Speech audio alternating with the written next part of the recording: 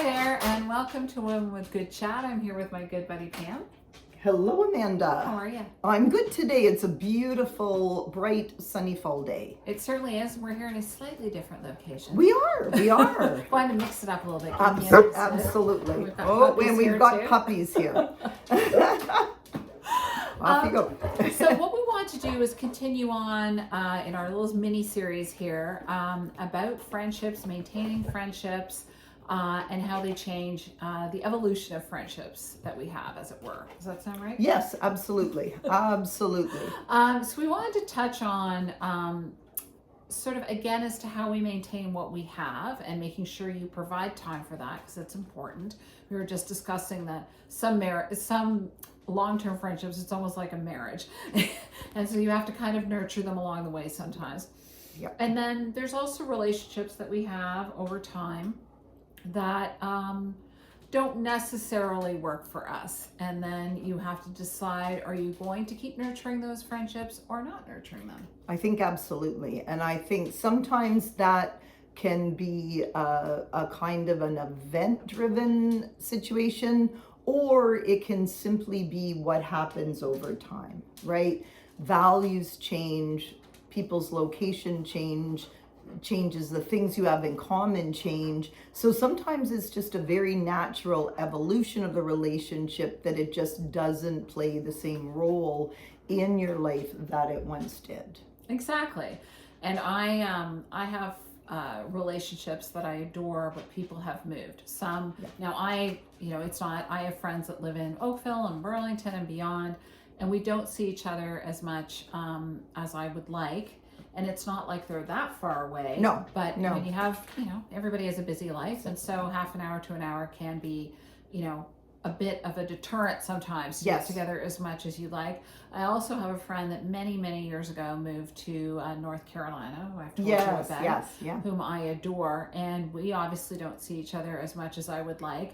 But we've maintained, I think, a really strong bond. And that's one friend that I don't have to see all the time, but I'm super connected with. Right. And that's, and she's really lovely about sending me cards and notes and emails and things and keeping me updated.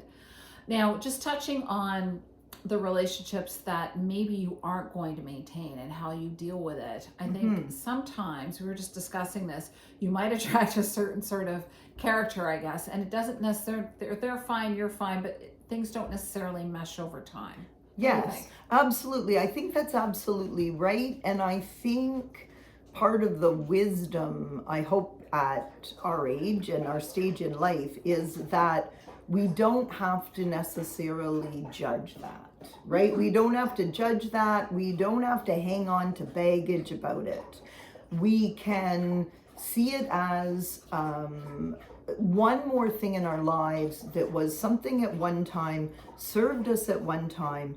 Things have changed, we've changed, and the fact it doesn't serve us anymore is simply a fact. It doesn't have to be a judgment. It doesn't have to be laden with guilt or anything else. And I personally think when I was younger, I think I didn't understand that as much. I think I had this idea that you've got a friend now, or a situation now, a job now, a hobby now, and you really should stick with that, really should keep that central, or else in some way you're failing, right? Honestly, right? But in fact, my view on that has changed a lot now. I think we have to let ourselves change. We have to let our partners change, our friends change, our situation change in a natural evolution way. And that means not trying to hang on to things that aren't serving us anymore. I absolutely agree. And I think it's a matter of rolling with it. I know, like when I was in my 20s and 30s, let's say, I was not as sort of easygoing. Not that anybody would classify me as easygoing now. I don't know. But I think I'm much more willing to kind of quote unquote roll with it than I was back then. And like you were saying, at some point, there's nothing wrong with you, there's nothing wrong with them, but things don't mesh, whatever it is, whatever the situation is, and it's okay to let those things go and not feel bad about it. We're also talking about, there's some friendships that you have where really they're relations or relations of your spouse or whatever. And those are people that you figure out a way to deal with those relationships, those friendships, but they're not something you can necessarily let go of. Yes. But Yes, there's I think ways, that's right. there's ways that we can cope with them, right? I think there's ways that we can cope with them. And in particular, I think one of the skills I hope I have gained is that when you say move with the ebb and flow, I think that's really important, because what you don't want to do is, if you are going through a rough period, kind of grab onto that and make that stay, or make that more important than it is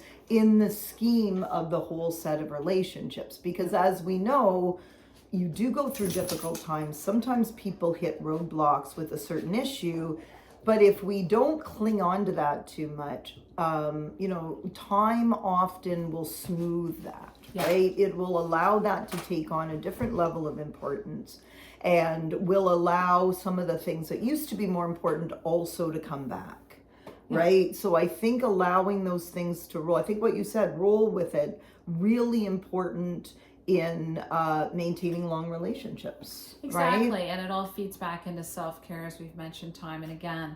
And it's very important. I do catch myself now where I would sort of hang on to everything. So whether it's work related or friendship related or spouse related, I'd really focus in on that, and sometimes on the negative things, feeling that I'm letting someone down. Yes. And I think that it's important to honor commitments. I'm a big believer in that. Yes. And I do my best to do that. But you've got to give yourself a break. And as time goes on, I catch myself and I go, Amanda, it's okay. Yes. Relax. I know that sounds a little corny. No.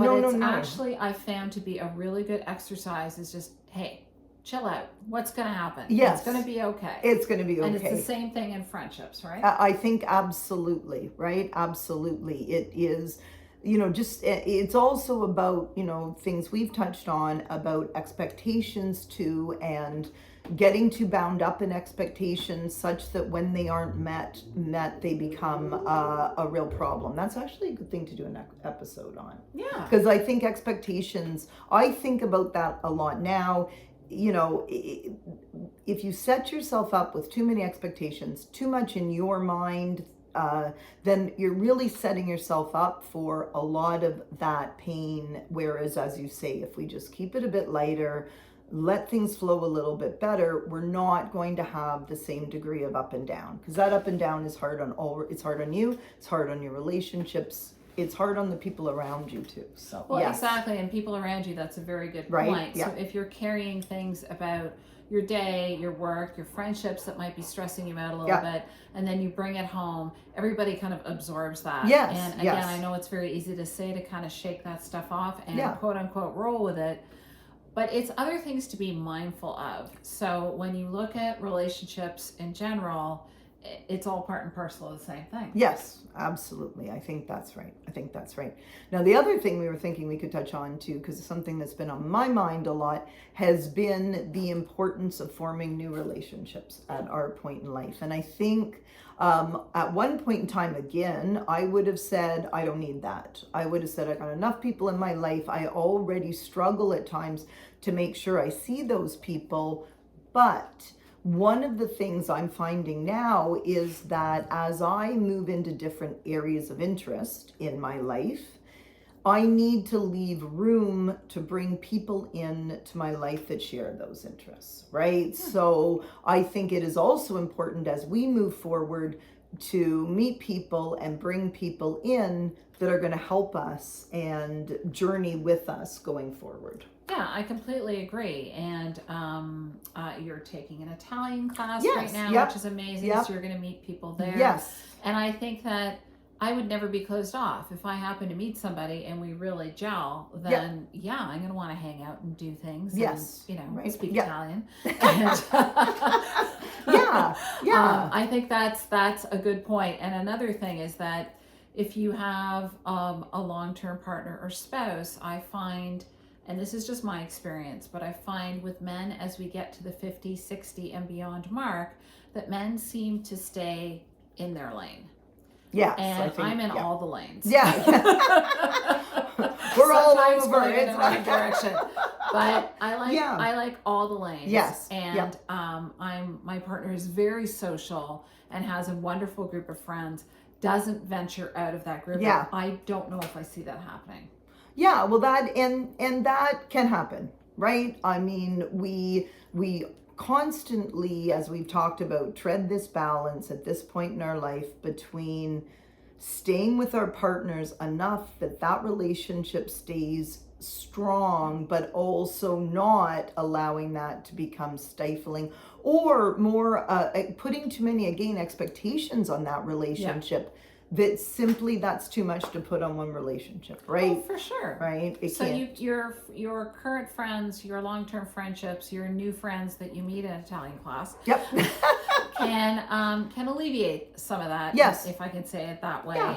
And because your long-term partner is not always going to want to do what you want to do. They're not Absolutely. necessarily going to travel where you want to Yes, travel. And it's absolutely. okay if you do. And Pam travels a lot independently and with other friends and stuff. Yes. So Yep. you can take those avenues, or you can do a class on your own, Yep. or go out for lunch on your own with Absolutely. another friend. It's all good. It's all good, and I think it's not just okay. I think it's actually a very important thing to do, because putting too much stress on our primary relationship, I think, can be a problem, right? Absolutely. Especially as we do age, and a lot of us are ending up spending a lot more time with our partners simply because more people are at home. You're doing more things. Yeah. So I think all of that's good to keep those outside interests. Yeah. Completely agree. And I'm very thankful for our friendship. Yes, and me of yours. And our friendship is relatively new given how old we are.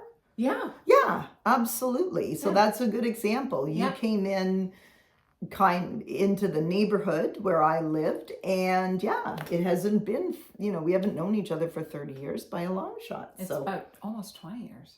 oh, is it that long? Yeah. God. Okay. A new friendship. It's only 20 years old. It's all it is. Okay, time flies. Anyway, I hope you found this informative. We loved bringing it to you. And as always, please drop some comments below. We want to hear what you think, what you need to see. And we look forward to seeing you next time on Women with Good Chat. We'll see you soon. That's Bye. it.